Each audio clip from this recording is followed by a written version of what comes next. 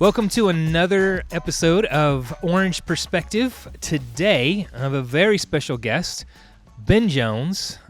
Say hi, Ben. Hello, everybody.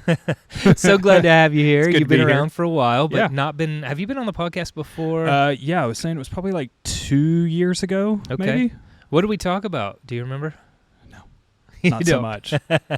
It was early COVID times, I believe. I gotcha. think. Yeah. Yeah, so let's start with just jumping into who you are, what your role is, what you Sure. do. You work on the Vinaigrette side. Yeah. So So, jump in. official title is President, Vinaigrette Salad Kitchen. So I pretty much just oversee all aspects, operations, everything that has to do with vinaigrette. So What is your day-to-day kind of look like? I tend to pick a location and work out of that. So we've got spots in Louisville, Lexington, and Cincinnati. So week-wise, it's a lot of just spending 2 days in Louisville, maybe a day in Cincinnati, 2 days in Lexington. But really, in an effort to stay connected to the managers and the team members, it's more so working out of an individual store on the day-to-day basis. So And when you're in that store, like, what are you doing? it's either watching, seeing what's going on, working next to the managers. If it's busy, maybe get up and help, offer some advice or some feedback. Or if there's admin stuff to do, it's just taking a seat in the dining room and kind of experiencing what the pulse is of the store that day, more or less. So Is there a common thread to the type of advice that you give when you're in a store?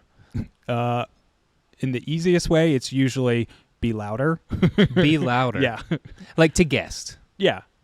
Enunciate, talk with a smile, that kind of stuff. I think some of our team members can get very much in their head and not realize how soft-spoken they are. And then the other part is just really trying to get our managers and our team members to engage more with the customers.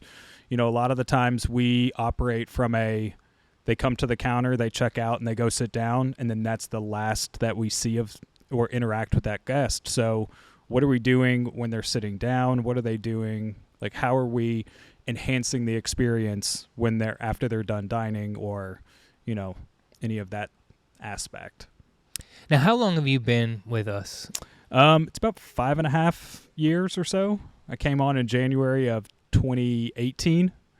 So And you didn't come on as the president of Vinaigrette? No. You came on as, what was your official title? regional manager, I Okay. think was the title that we had.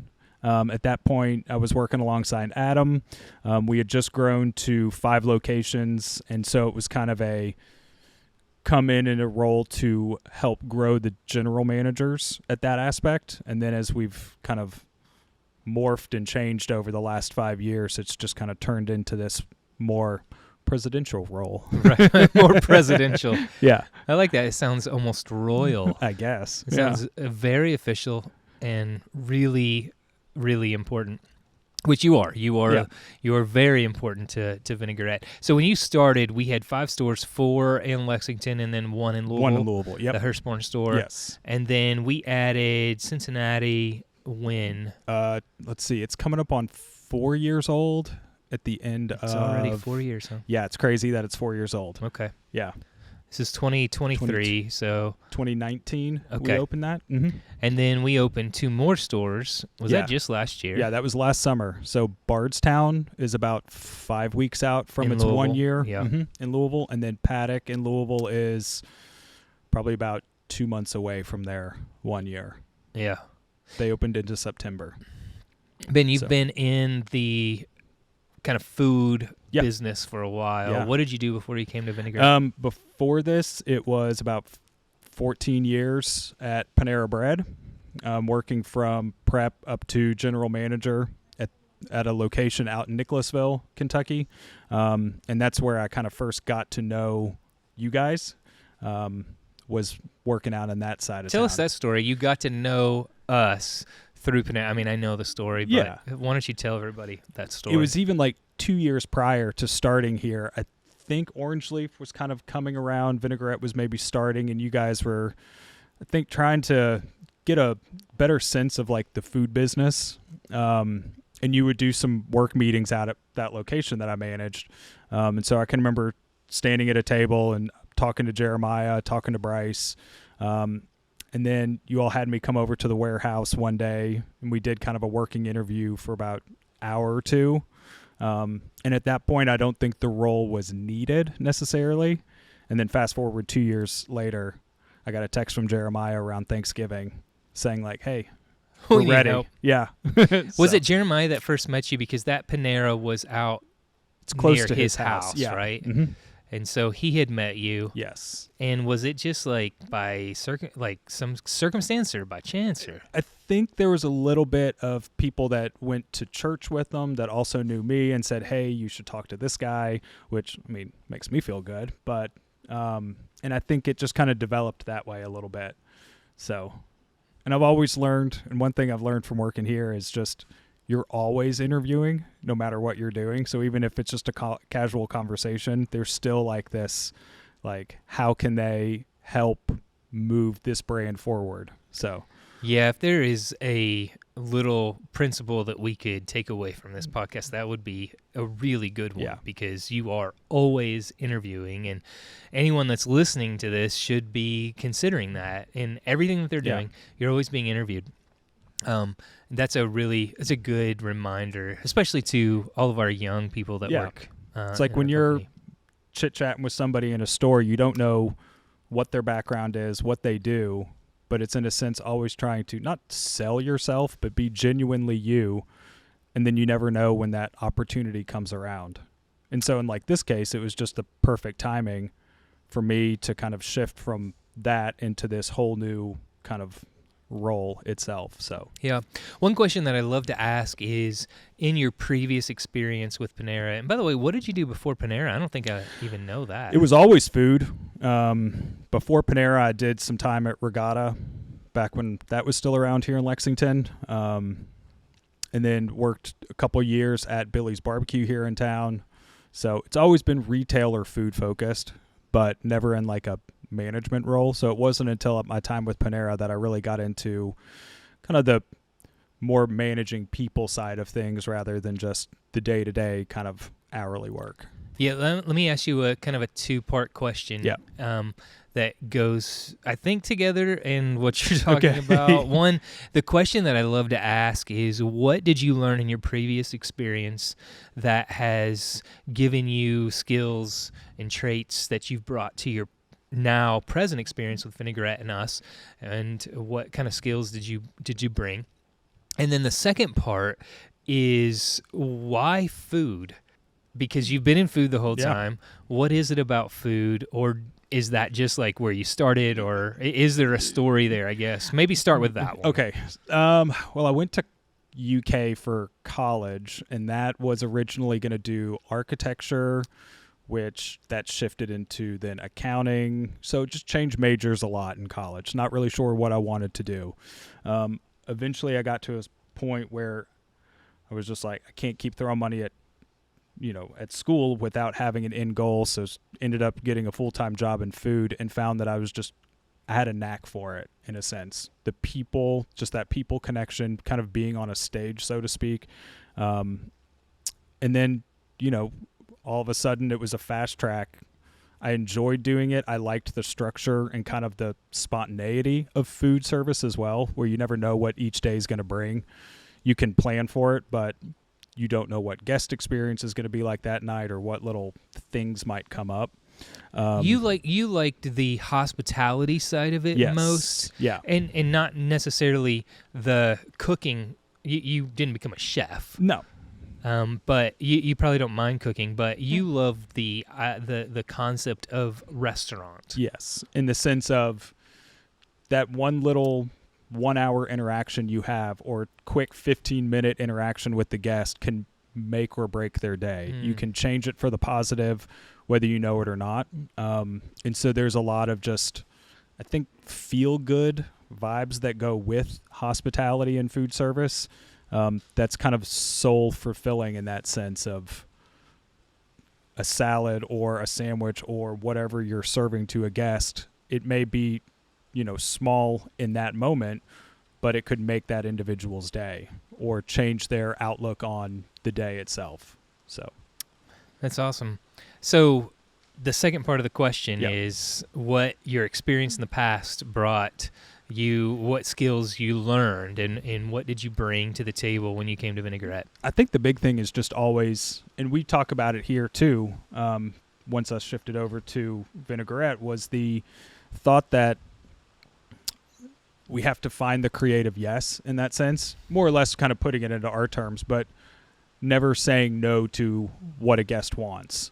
And so that was something that I learned early on when I was working at my previous jobs, was just how can we take a odd request, and does it hurt the brand first, yes or no? If it doesn't, then it's like, yeah, we can do it. How can we make it to where it takes that one guest request and it elevates their experience? And then if you do it correctly, it can turn them into more of a repeat customer rather than a one-off, or more loyal in that sense. So, yeah. So going back to your role now, what do you feel like is the most significant part of what you do day to day? Why is Ben Jones important to Vinaigrette? And just brag on yourself a little bit, and maybe like your role and what it's become. Yeah, I think what it's become now, it's just understanding that there's so many people involved that rely on the success of what we do on a day-to-day basis. So there is the pressure that comes with it, but that's the sort of pressure that motivates me to, be better each day at what we do.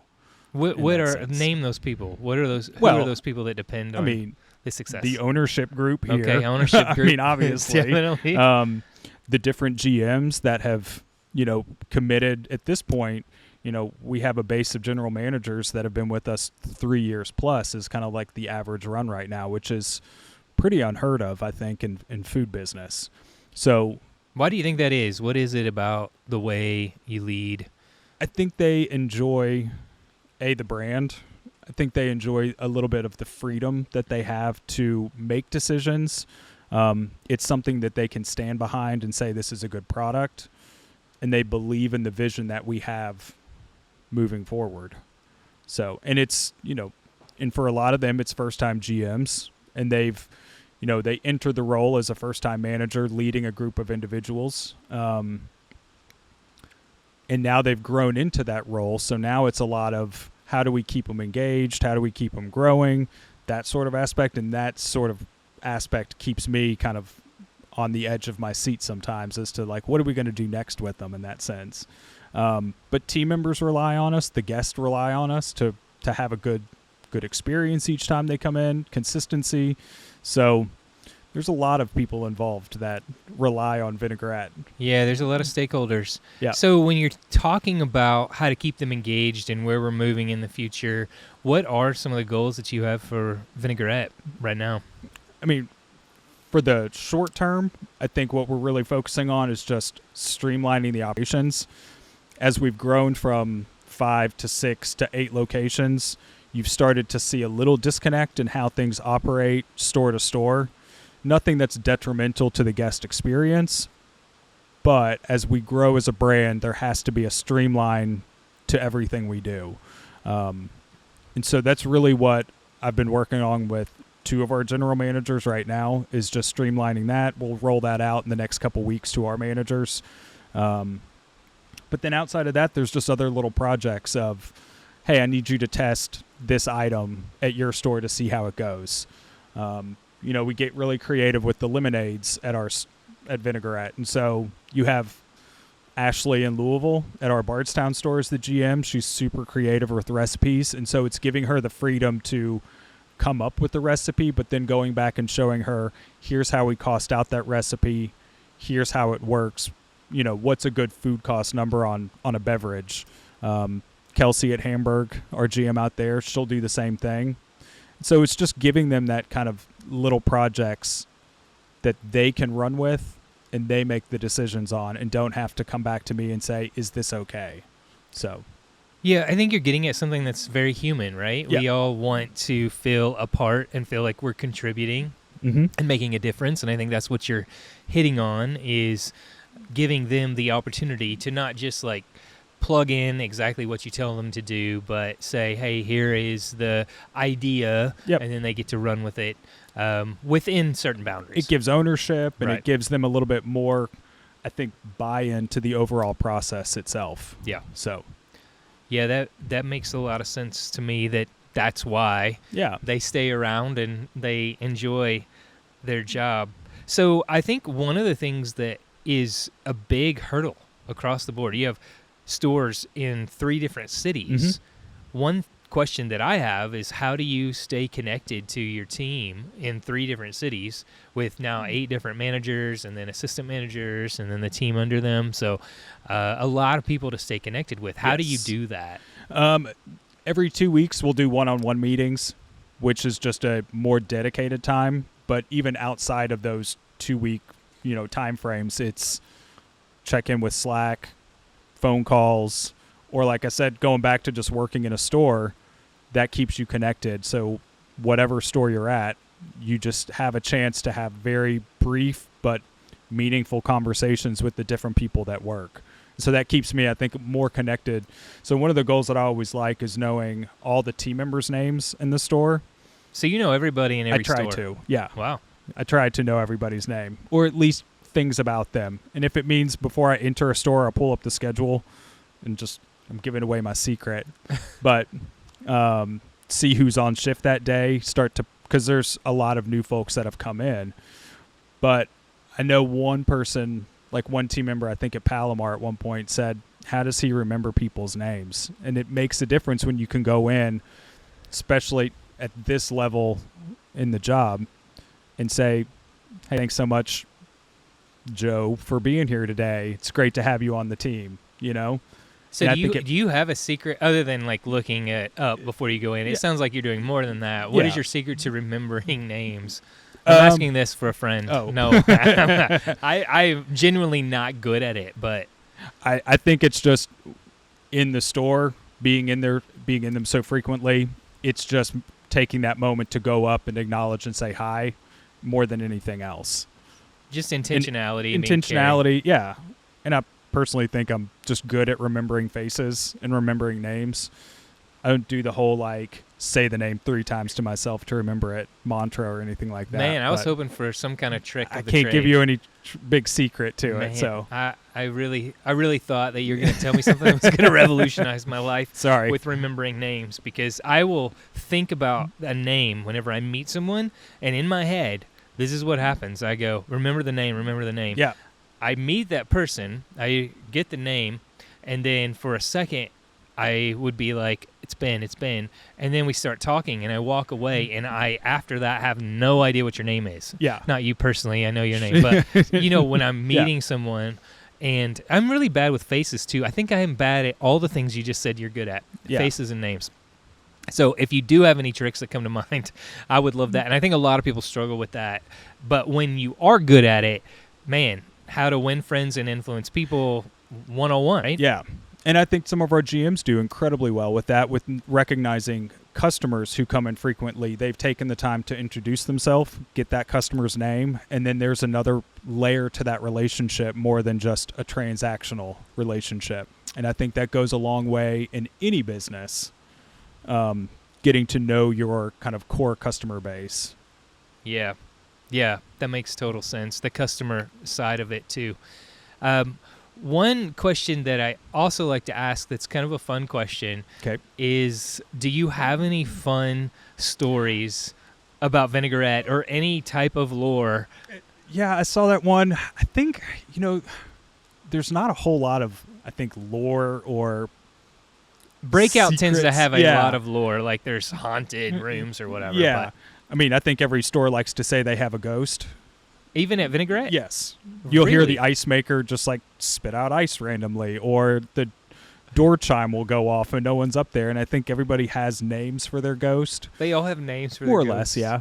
Would you know any of the names for their ghosts? I know the one at Hurstbourne they called Marlowe. I don't know why, but they just gave it a name. Okay. But then if you go to Square, there's that brick wall because it's an older building. And one of those bricks can slide out. And behind that brick is a little note that a team member left on their last day, and I always check and it's still there. What does it say? I think it says "Help me." Gosh. I think that's what it says. But What yeah, is it about ghosts and all these stores? I don't know. I guess it's something fun, weird noises, and just something easy it to keeps talk them about. entertained. I You think know, it's some days, interesting too. because I travel quite a bit, and I'm always looking for new things to do in every city. Yep. And the one thing that pops up in almost every city is I can do a ghost tour. Yeah. So ghosts. Any are good ones? I've never done Never any, done one? but maybe I should. Yeah. Have you ever done a ghost tour? No. Yeah, No. not a ghost. It's Well, never- okay. Never piqued my interest, I guess. So let's talk about your interests. Let's Yeah. let's transition into your personal Good life segue and who Yeah. Ben is. Yeah. So, Ben, what do you like to do in your spare time? It's kind of funny. Outside of when I'm at work, I feel like I'm very outgoing, kind of extroverted. When I'm off work, in that sense, it's much more of a homebody, kind of to myself type deal. But been doing a lot of exercise lately. You feel like you were out of shape? Yeah. You said this in a way that made me think that you were like, Just not. I don't really want to, but I started to. I did, yeah. Well, I quit smoking probably about 8 months ago, so that was sort of the impetus to it all. Oh, wow. Yeah. So after 20 years of 20 doing- years. 20 years, yeah. You probably had a method for that one. For What? quitting. For quitting? Yeah. I had dental work done, and the dentist said if you smoke, it's not gonna. Your dental work will. And I was like, all right, well, I put a down payment on a home essentially for this work that I had done. I'm not gonna screw it up. So did you stop cold turkey? Yeah. No way. How Yeah. hard was that? It was pretty difficult. Were you unbearable for a like, I don't think so. you were if I anything, can't I imagine just- you being unbearable Yeah, at all. I think the only thing that I noticed is I just ate more. Oh. Yeah. So now And so that transcended into oh no. I need to get in shape more. So I was like, I know my husband always jokes with me. He's like, "You're at the gym again, aren't you?" And I was like, "Yes, I am." So I'll go. But I'm not smoking. Yeah, and I got him to quit too. So that was Wow. It was great. Does he go to the gym yet? No. Is he to that point where He's got the membership, but he's he doesn't got go. the membership, but he doesn't go. Yeah. What do you do at the gym? I'll do like 30 minutes on the treadmill, but not running. Just walking. Walking at an incline Okay. at a speed walking pace, I would say. Sure. And then do like 30, 45 minutes on weights. Yeah. So like 4 or in- 5 days a week. So in a couple months, you're going to be walking. Watch in and out, you're everybody. Like, wow. Yeah. Ben. Bruisers coming through. Bruiser. I like it. Yeah. So where do you see yourself headed? You're the president now, and this title is new. Mm-hmm. You've just moved into that position, and really you are the leader, the main leader of Vinaigrette. We're all nominally involved. We have meeting, you and I meet Monday mornings just to catch up, and then we have like a monthly financial meeting. But other than that, you're running and gunning, you're doing your thing. Where do you see yourself in 5 years, or where do you want to be? What's the future Ben look like? I mean, I look at it as I want to be in this role, or obviously still with Vinaigrette in some capacity, however that looks, but assuming that in 5 years we grow locations, God willing, it means that it's a larger team to lead, and so that means that it would be more opportunities for those currently with us to move into new kind of positions in that sense. And so it just is a lot of excitement, but a lot of uncertainty as to what that looks like. The food business in general is facing a lot of headwinds right now. And I know we see it in Vinaigrette. I see it at other restaurants where I still have people that I talk to. What are the type of things that the food industry is facing? I think people are aware nowadays that there's rising cost involved with food, and so prices have increased, and so you're always battling that. And then on the flip side, you have these kind of uncertainties in the economy that you're seeing people still come, but maybe not as frequently. So how do you keep guest transactions growing? Because you can only push ticket prices so high before people just say, this is not a value I'm willing to spend on. And so on that, it's also looking at menu ingenuity in a sense. How do you kind of keep the menu fresh and new and have exciting things on it? So there's been some testing that we've been doing on some different items.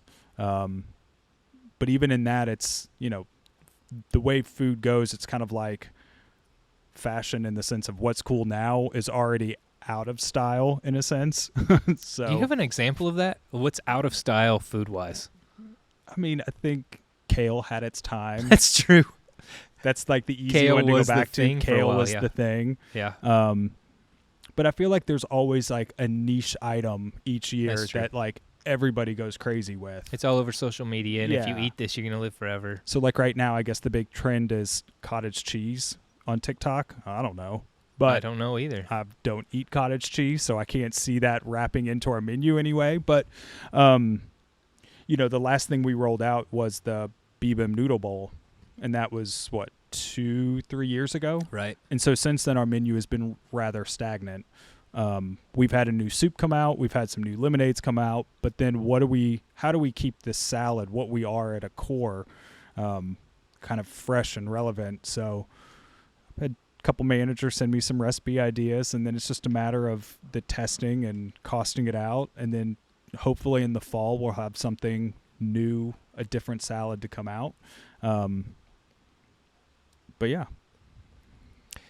Talking about development, you have always struck me as someone who is always developing themselves in some way. What would you say is the way that you develop yourself? I think now it's just listening to podcasts, but also, so those are always just good to kind of hear other people's inspiring ideas or hearing stories about other people, whether it be in food or in other, you know, occupations.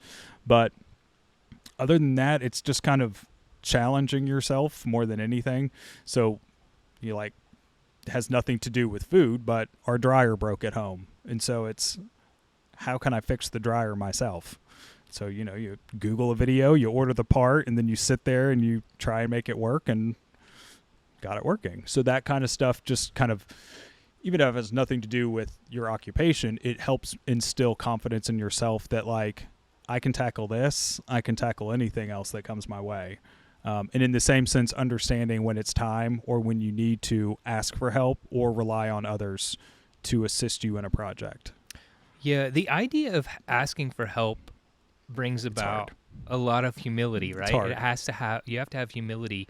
But I do think that one thing that I've always seen in you is the ability to ask for help and then take feedback. Yeah. When you're asking for help or you're getting feedback, what is going through your mind? Because I don't think it's as easy for most people to get that feedback most of the time. I think you just have to approach it from a place of humility. And if someone's giving you feedback, you can't take that feedback personal.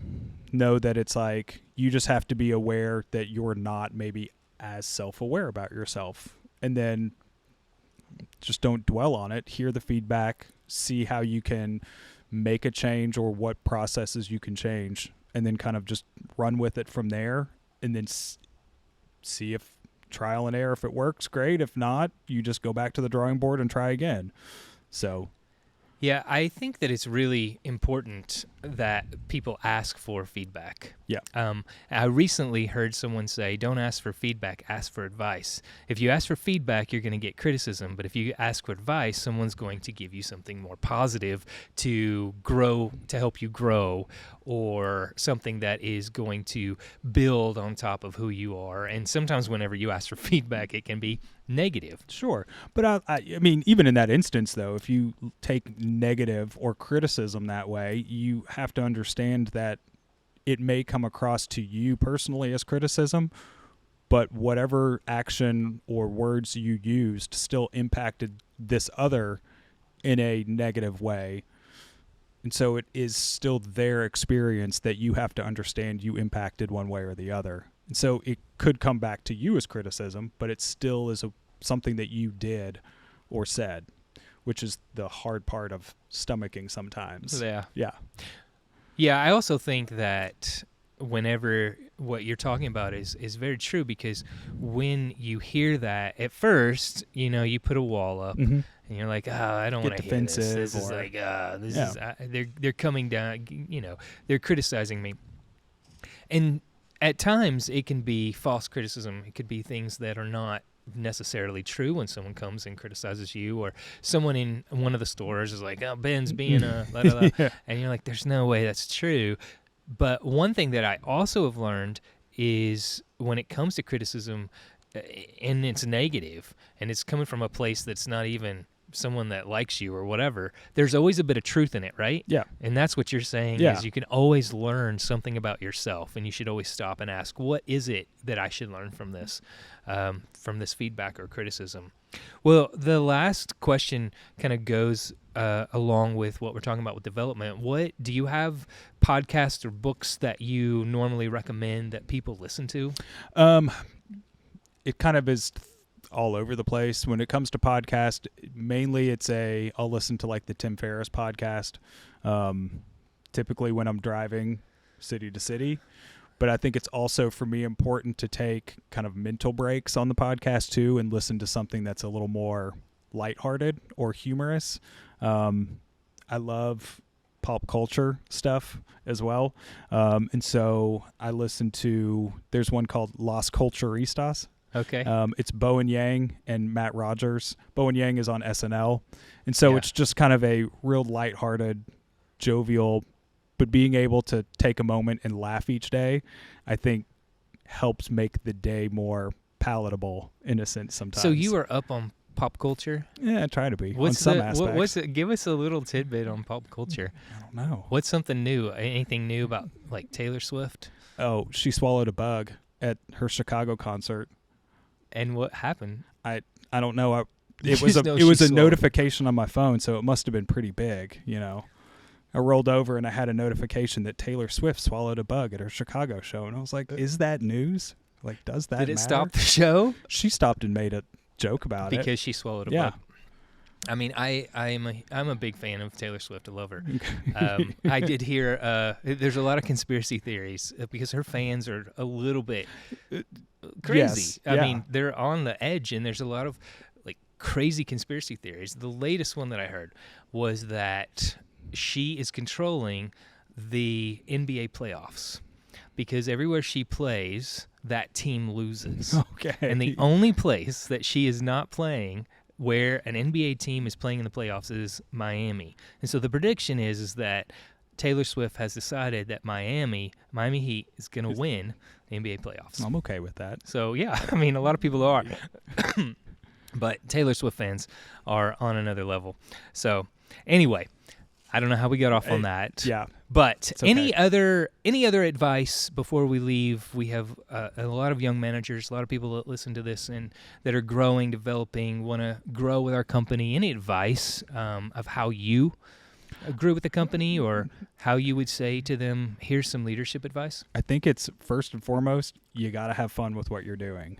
If you wake up each morning and you're like, this isn't fun, you're not going to put your whole well-being and self into what you do. So that's kind of the big part. Outside of that, it's just really kind of understand who on your team you can rely on the most and really spend a lot of time with that individual or that group of people, because nobody can do anything on their own. So, That's great. That's great advice. Well, thanks for being on the show, Thank Ben.